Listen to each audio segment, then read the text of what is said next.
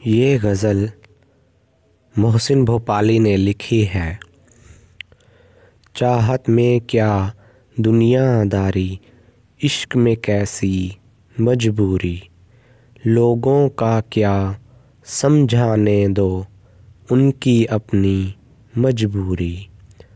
मैंने दिल की बात रखी और तूने दुनिया वालों की, मेरी अर्ज़ भी मजबूरी थी, उनका हुक्म भी मजबूरी।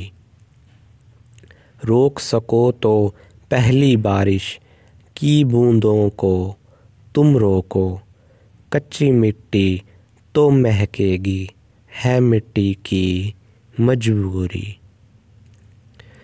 ज़ात कदे में पहरों बातें और मिलें तो मोहर बलब, जबरे वक्त ने बख्शी हमको अब के कैसी मजबूरी।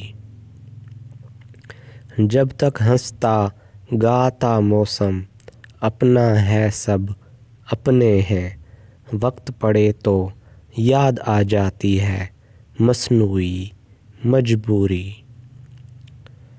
एक आवारा बादल से क्यों मैंने साया मांगा था, मेरी भी ये नादानी थी, उसकी भी थी मजबूरी।